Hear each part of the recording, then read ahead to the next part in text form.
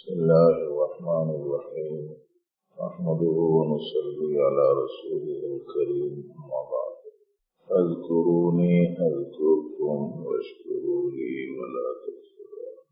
قابل احترام دوستوں اور بھائیوں، ہمارے اسلاف نے، بزرگوں نے، اولیاء اللہ نے، اہل اللہ نے جو تعلیم دی ہے اس کا ایک حصہ یہ ہے کہ دنیا سے تعلق جوڑو اور اللہ سے تعلق جوڑو. خلق سے کٹنا، خالق سے ملنا. کہنے میں بات بہت چھوٹی ہے، سمجھنے میں بہت گہری ہے اور ہمارے بے شمار مسائل کا حل اس میں چھپا ہوا ہے.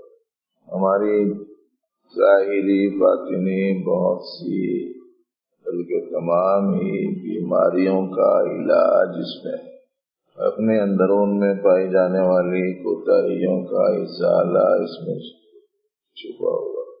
حدیث شریف میں آتا ہے، نبی رحمت صلی اللہ علیہ وسلم کے ارشاد گرامی کا خلاصہ یہ ہے کہ اے میرے بندے، تو میری عبادت کے لیے فارغ ہو جا، میں تیرے سینے کو تمام فکروں سے خالی کر دوں. ہمارے سارے مسائل کا حل ہے نا اس میں چھپا ہو. اتنی فکریں اپنی دامنگیر ہیں، گھیری ہوئی ہیں، پریشان ہیں.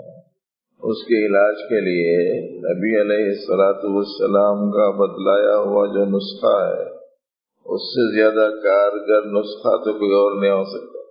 دنیا کے پورے دانشور، پورے مفکر، پورے اہل عقل، پورے اہل علم جمع ہو جائیں تو ان سب کی رائےوں پر بھاری جو رائے ہے وہ یہ ہے کہ اگر فکروں سے اپنے آپ کو خالی کرنا ہے تو اللہ کی عبادت کے لیے اپنے آپ کو فارغ کر لینا. اب ہمارے لیے جو مسائل ہیں وہ یہ ہے کہ ہماری کچھ خواہشیں ہیں اور ہم کو جو فکر دامنگیر ہے وہ یہ ہے کہ میری خواہشیں کیسی پورے ہو سکتے. اپنے کو کچھ مسائل گھیرے ہوئے ہیں.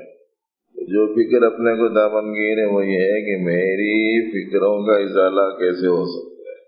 اپنے کو کچھ تکالیف ہیں، مسائب ہیں، اس سے ہم چھٹکارا چاہتے ہیں تو یہ فکر دامنگیر ہے. کوششیں ہیں کہ کسی طریقے سے ان مصیبتوں سے چھٹکارا مل جائے. اب اس کے لیے تدبیریں اپنے طرف سے کرتے چلے جا رہے ہیں. اپنی تدبیروں سے کام نہیں بنا تو الجھن بڑھتے چلے جا رہی، پریشانی ہوتے چلے جائے. جو کام بنیادی کرنے کا ہے وہ نہیں کر رہے. سارے مسائل کا حل جس اللہ کے ہاتھ میں ہے اس سے اپنا تعلق جوڑے رکھنے کا اہتمام نہ ہو. اس کی وجہ سے یہ ساری پریشانیاں ہیں. ہر ایک نے اپنا اپنا خاص مقصد بنا لیا کہ میرا یہ کام پورا ہو جائے، میرا وہ کام پورا ہو جائے. کاموں کے بننے کو اپنا مقصد بنائے اور جو حقیقی مقصود ہے وہ نہیں ہے ذہن میں، دل میں، دماغ میں. لا مقصود الا اللہ، اللہ کے سوا کوئی مقصود نہیں ہے، مگر ہر ایک کے مقاصد الگ الگ ہیں. تو اس کا مطلب یہ ہوا کہ پہلے ابتدائی مرحلے میں جو اسباب دیے جاتے ہیں وہ اسباب جو ذہن میں نہیں ہیں. میرا مقصد یہ ہے کہ وہ کام ہو جائے، میرا مقصد یہ ہے کہ یہ کام ہو جائے، میرا مقصد یہ ہے کہ یہ کام ہو جائے. ابھی لو اللہ سے لگی نہیں، تعلق اللہ سے قائم نہیں ہوا. جبکہ حدیث شریف میں آتا ہے کہ نبی رحمت صلی اللہ علیہ وسلم نے ارشاد فرمایا کہ اللہ کا ذکر اتنا کرو، اتنا کرو، اتنا کرو کہ دیکھنے والا تم کو کیا کہنے لگے؟ مجنون کہنے لگے. اللہ کو اتنا یاد کر. کتنے غافل ہیں، اتنے غافل ہیں، اتنے غافل ہیں، اتنے غافل ہیں کہ اللہ بولتے وقت میں بھی اللہ کی طرف دھیان نہیں رہتے. بلا دیتی ہے. میری بزرگوں میں سے ایک بزرگ نے لکھا ہے سلسلہ شیمیریہ، اپنے سلسلے کی اکابر میں اوپر جا کے وہ اکابر میں مل جائے. ان میں سے ایک بزرگ نے لکھا ہے کہ اللہ کو یاد کرنے میں پہلے مرحلے میں اللہ کو یاد کرنے میں حال ایسا ہو جانا چاہیے جیسے بچے کا حال ہوتا ہے. اب بچے کا حال کیسا رہتا ہے؟ پہلے کے صاحب جس کام میں ان لگ جاتا، جس کھیل میں وہ لگ جاتا، ایسا مشغول ہو جاتا اس میں، بلائے متوجہ نہیں ہوتا، آواز دو جواب نہیں دیتا، کھانے کو بلا رہے ہیں آتا نہیں، کھلانا چاہ رہے ہیں اس وقت سے پکڑنے جا رہے ہیں پکڑا نہیں جاتا، تو کچھ سوال کرو جواب نہیں دیتے، کام لگاؤ وہ کام نہیں کرتا. پتا نہیں ایسے بچے آپ لوگوں کے خاندان میں ہیں کہ نہیں، ہمارے خاندان میں تو ہیں. دیکھو ایسا لگ جاتا کہ اب گھر کے لوگ بولتے کھیل کا دیوانہ ہے، دیکھو کھیل میں دیوانہ ہو گیا ہے نا. اور اس وقت میں بھی چل رہی ہے دیوانگی عمومی حیثیت سے. ابھی معلوم ہوا کہ صاحب یہ سڑکوں میں ذرا ٹریفک کم ہے گئے کے واسطے کون کی 1 درجن 1.5 درجن لوگ بچے کھیل رہے کہتے 2 ملکوں کے کتنے بچے ہیں؟ 1.5 درجن، زیادہ سے زیادہ 2 درجن ہوں گے، انہوں کھیل رہے کہتے. لاکھوں کروڑوں کی آبادی مشغول ہے اس میں. کہتے ہیں کہ صاحب جس کو کسی چیز کا دھیان نہیں رہتا، صرف ایک ہی چیز کا دھیان کا، جیسے بچوں کی حالت رہتی. ہمارے اکابر نے بزرگوں نے لکھا ہے کہ اللہ کی یاد میں آدمی ایسا لگنا پہلے مرحلے میں. اور جب اللہ جل شانہ کو یاد کرتے کرتے اللہ کی یاد دل میں بیٹھ جائے، اللہ کے نام کی مٹھاس محسوس ہونے لگ جائے، اور ان کے یاد میں کیا اطمینان ہے، کیا سکون ہے، جب آدمی کو اس کا ہلکا سا احساس ہو جائے اور ان کے نام لینے میں کیسی لذت ہے، اگر اس کی ہلکی سی چاشنی لگ جائے تو پھر ایسی صورت میں یہ جو گناہوں کی، نفسانی تقاضوں کی، کھانے پینے کی لذات کی جو کچھ چاشنیاں رہتی نا سب پھیکے ہو جاتے. اور لذات کے تو پیچھے پڑنا ہی نہیں ہے، تو جائز کام ہے، ضرورت کے کر لو، منع نہیں ہے. حضرت صوفی صاحب رحمۃ اللہ نے لکھا ہے ہر کار جائز کر مگر لذات میں کھویا نہ جا. ہر کار جائز کر مگر لذات میں کھویا نہ جا. لذات کو مت یاد رکھ، اللہ بس باقی حواس. اور ایسو خواہشیں ہیں بس نفسانی خواہش. ہمارے بچے اشعار سناتے ہیں اپنے بزرگوں کے اور یوں کہتے ہیں کہ صاحب لیٹے بیٹھے چلتے پھرتے 8 پہر ہو اللہ اللہ تو بہت شوق سے سنتے. اس کا کیا مطلب ہے سمجھ میں نہیں آ رہا. یعنی میرا حال ویسا ہو جانا، لیٹا ہوا ہوں، بیٹھا ہوا ہوں، چل رہا ہوں، پھر رہا ہوں، ہمیشہ اللہ کی یاد میں رہے. دوسرے لفظوں میں یوں کہہ لیجئے کہ دل کا جو رخ ہے، دل کا جو منہ ہے، وہ مخلوق سے ہٹ کے خالق کی طرف ہو جانا، چیزوں سے ہٹ کے چیزوں کے خالق کی طرف ہونا. ایک ہے چیزیں اور ایک ہے چیزوں کا بنانے والا. اب ایک وہ ہے جو چیز کے پیچھے بھاگ رہا، ایک وہ ہے جو چیزوں کے بنانے والے کی طرف متوجہ رہ رہا. ظاہر ہے کہ سمجھدار تو وہی ہے نا جو چیزوں کے بنانے والے کی طرف متوجہ ہو. دیکھو اللہ پاک نے عقل مند کسے کہا، سمجھدار کسے فرمایا. لآیات لأولی الالباب، نشانیاں ہیں اولی الالباب کے واسطے. میں اختلاف لیل و نہار میں اور تخلیق خلق سماوات و ارض میں، آسمانوں اور زمین کے بنانے میں، راتوں اور دن کے آنے جانے میں نشانیاں ہیں عقل مندوں کے واسطے، سمجھ والوں کے واسطے. کون ہے سمجھ والے عقل مند؟ اللہ پاک فرماتے ہیں الذین یذکرون اللہ قیاما وقعودا وعلی جنوبہم، جو اللہ کو یاد کرتے ہیں کھڑے کھڑے، بیٹھے بیٹھے، لیٹے لیٹے، یعنی ہر حال میں.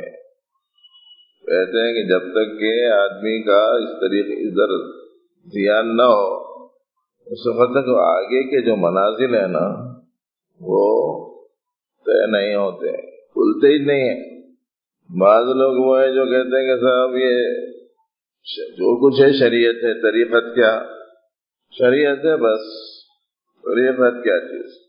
بعض لوگ کہتے ہیں کہ صاحب طریقت ہی اصل ہے، اور جب طریقت کے مرحلے میں آ جاتے ہیں تو پھر شریعت کی ضرورت نہیں رہتی۔ بعض لوگ ایسے، بعض لوگ یہ اصطلاحات کا مذاق اڑانے لگتے ہیں کہ صاحب شریعت، طریقت، حقیقت، معرفت کیا چیزیں ہیں یہ؟ بھائی اصل میں طریقت باطن ہے شریعت کا، طریقت شریعت کا باطن ہے، اور حقیقت طریقت کا باطن ہے، اور معرفت کا باطن، معرفت باطن ہے حقیقت کا۔ ایک ہی چیز کے اندرونی پہلو کا نام ہے، ہر چیز کے باہر کا پہلو بھی رہتا ہے، اندر کا۔ گناہ بھی ہیں تو کچھ ظاہر کے گناہ ہیں، کچھ باطن کے۔ فواحش ہیں تو کچھ باہر کے فواحش ہیں، کچھ اندر کے۔ وَذَرُوا ظَاهِرَ الْإِثْمِ وَبَاطِنَهُ، ظاہری گناہ بھی چھوڑو، باطنی گناہ بھی چھوڑو۔ دعا مانگتے ہیں اللہم جنبنا الفواحش ما ظہر منها وما بطن، اے اللہ بے حیائی سے ہمیں محفوظ رکھیے، ظاہر کی بھی بے حیائیوں سے، باطن کی بھی بے حیائیوں سے۔ اور سمجھانے کے واسطے بولتے ہیں ہمارے بڑے لوگ، جو بادام ہوتا نا شادیوں میں اچھالتے، اس کا ایک ظاہر ہوتا ہے، ایک باطن ہے نا۔ ظاہر اس کا چھلکا ہے موٹا سخت، باطن اس کے اندر کی گری ہے۔ پھر وہ جو اندر کا بیج ہے اس کا بھی ایک ظاہر ہے، ایک باطن ہے۔ پانی میں بھگائے تو اس کے اوپر کا پوست الگ نکل کے آ جاتا تھا، وہ اس کا ظاہر ہے۔ اس کے اندر کا جو سفید مغز ہے نا، وہ اس کا باطن ہے۔ پھر اس کو بھی اگر آپ پیس دیے تو ایسی صورت میں اس کا ایک برادہ رہتا، اور ایک اس کا پیور، اس کی روح رہتی ہے، اس کا عرق رہتا۔ وہ برادہ جو ہے وہ ظاہر ہے، وہ عرق اس کا باطن ہے۔ اور اس عرق کا بھی ایک باطن رہتا ہے، استعمال کے حساب سے عرق ہے، مگر باطن اس کا کیا ہے؟ اس کے اندر پائی جانے والی توانائی اور قوت۔ وہ کہتے ہیں کہ صاحب ایک معمولی سی چیز میں اتنے ظاہر اتنے باطن ہے، شریعت مطہرہ میں نہیں ہوں گے جی۔ اس لیے ضرورت ہے اس بات کی کہ ہم گہرائی میں جائیں، مگر آپ کو معلوم ہے کہ جب تک کہ ظاہر تک رسائی نہ ہو باطن تک کیسے جائیں گے؟ اس کی بنا پر پہلے مرحلے میں پوری شریعت مطہرہ پر عمل کرنے کا خاص اہتمام کرنا۔ توحید کا عقیدہ، نبی رحمت صلی اللہ علیہ وآلہ وسلم کی ذات بابرکات کی رسالت کا عقیدہ، آپ کے خاتم النبیین ہونے کا عقیدہ، اور آپ کے اللہ جل شانہ کے فرزدادہ آخری پیغمبر ہونے کا عقیدہ، آپ سے محبت اور آپ کی عظمت کے لازم ہونے کا عقیدہ، اس کے ساتھ ساتھ فرشتوں، کتابوں، پیغمبروں پر ایمان، آخرت پر ایمان، کتابوں پر ایمان، تقدیر پر ایمان، موت کے بعد اٹھائے جانے پر ایمان۔ ایک تو یہ عقیدہ صحیح رہنا، دوسرے نماز ہے، روزہ ہے، مالدار ہے تو زکوٰۃ ہے، حج ہے۔ لوگوں کے ساتھ جو معاملات ہیں وہ معاملات کو صحیح رکھنا ہے، لوگوں کے جو حقوق ہیں ان حقوق کو ادا کرنا ہے، جس کا جو حصہ ہے اس کو وہ حصہ دینا ہے۔ یہ سب ظاہری احکام ہیں، اور اپنے اعضاء ظاہرہ کو گناہوں سے بچانا۔ اب یہ گناہوں کا جو معاملہ ہے بہت پریشان کن بنا ہوا ہے ساتھیوں کے لیے۔ یاد رکھنا ہے اس بات کو کہ گناہ پر اکسانے والی چیزیں کیا کیا ہیں۔ ایک ہے اپنا نفس، اور یہی سب سے بڑا دشمن ہے، اور دوسرا ہے شیطان، اور تیسرا ہے شیطانی صفت والا انسان۔ گناہ پر اکسانے والی چیزیں ہیں یہ جو اندر سے وہ نامحرم کو دیکھنے کی جو خواہش ہوتی نا، نفس کی رہتی۔ گانا سننے کا جو تقاضا ہو رہا نفس کا ہوتا، گالی دینے کا جو تقاضا آتا ہے نا، نفس کا رہتا۔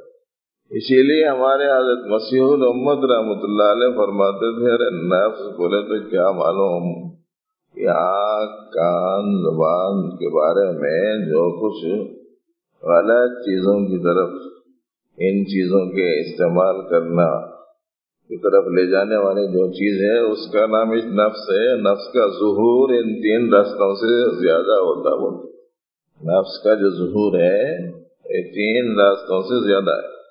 اس سے میں نفس کی پیروی کر رہا ہوں یا نہیں سمجھ میں آنا آسان ہو جاتا، پھر مشکل نہیں رہتا۔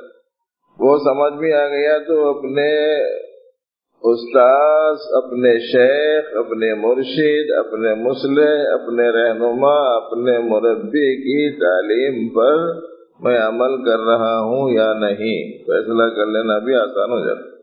تعلیم کا سب سے پہلا اور بنیادی جو حصہ بتلایا گیا ہے وہ یہ ہے کہ تعلیم اور تربیت اور اصلاح نفس موقوف ہے اللہ تعالیٰ کے فضل اور نفس کے مجاہدے پر، مخالفت نفس پر ہے۔ اب وہ دیکھنے کو تقاضا کر رہا ہے، ہم نے دیکھ لیا تو سمجھنا چاہیے کہ نفس کی پیروی ہو گئی۔ نامناسب بات سننے کا تقاضا کر رہا ہے، ہم نے سن لی تو نفس کی پیروی ہو گئی۔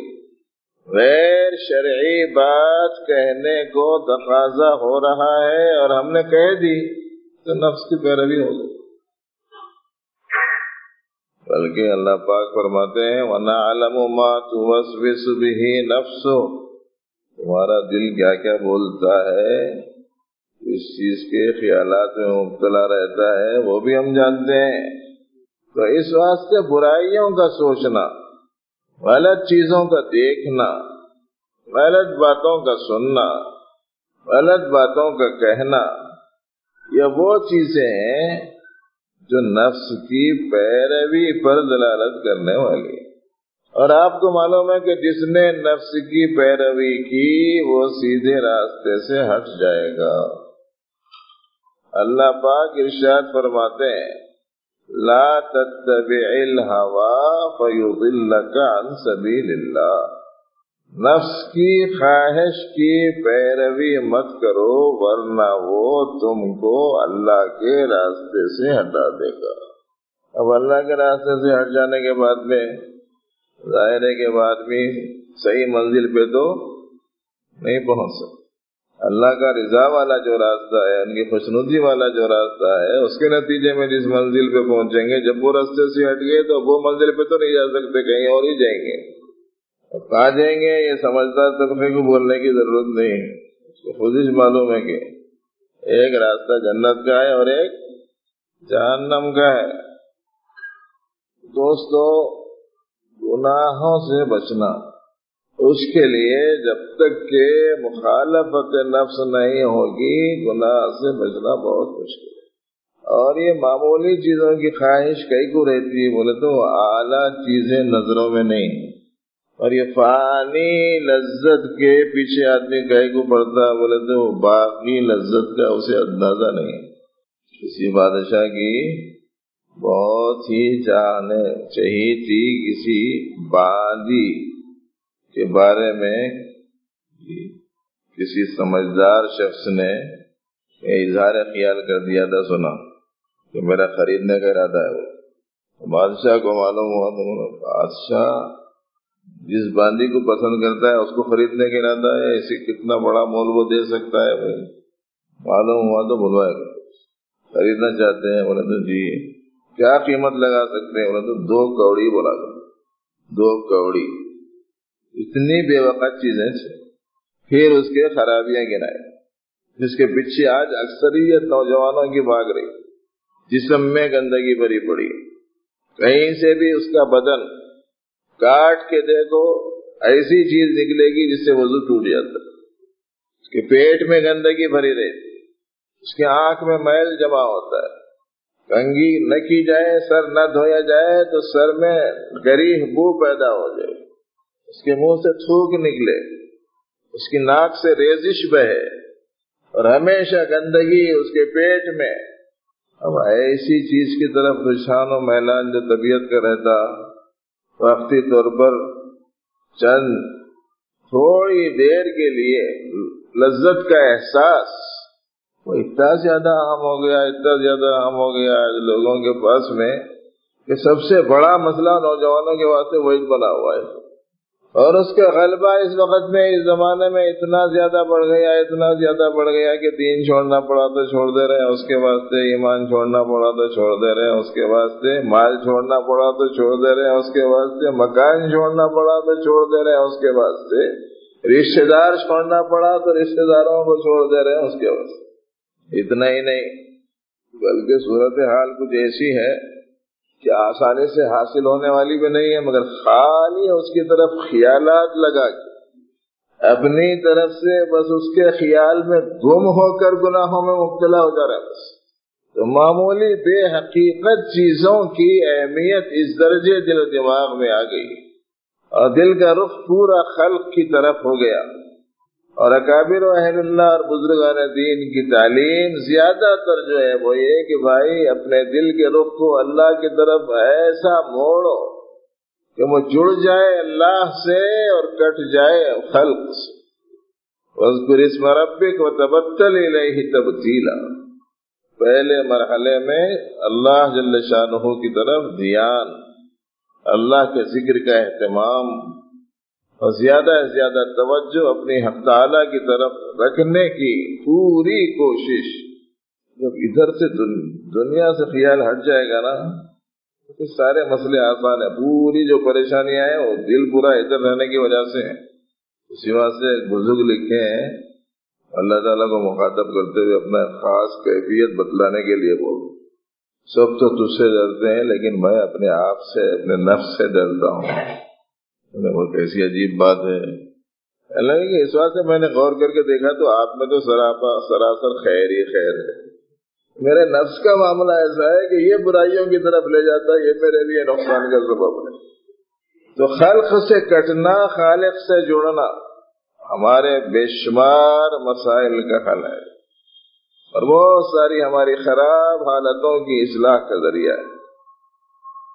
اسی لیے ہمارے بڑوں نے، بزرگوں نے زیادہ سے زیادہ اللہ کے ذکر میں، اللہ کی یاد میں لوگوں کو مشغول کرنے کا اہتمام فرمایا ہے۔ اس واسطے ہر ساتھی کثرت ذکر کا اہتمام کرے، اور ذکر کی کثرت کی مختلف شکلیں ہیں، درود شریف زیادہ سے زیادہ، کلمہ طیبہ زیادہ سے زیادہ، سبحان کلمہ زیادہ سے زیادہ، استغفار صبح شام، قرآن پاک کی تلاوت جتنی زیادہ ہو سکتی ہے، اللہ اللہ یا اللہ اللہ کثرت سے کرتے رہنا۔ باقی کی بات انشاءاللہ نزیز بعد نماز مغرب عرض کرنے کی کوشش کی جائے گی۔ اللہ تعالیٰ اپنے فضل و کرم سے صحیح علم، صحیح عمل کی توفیق عطا فرمائے، اور ہمارے اندرون میں پائے جانے والے تمام نقائص کو حق تعالیٰ محض اپنے کرم سے دور فرما کر ان اچھائیوں سے ہم سب کو آراستہ کرے جو پروردگار عالم اپنے بندوں میں ہونا پسند فرماتے ہیں۔ وصلی اللہ وسلم علی خیر خلقہ سیدنا محمد وآلہ وصحبہ اجمعین، الحمدللہ رب العالمین۔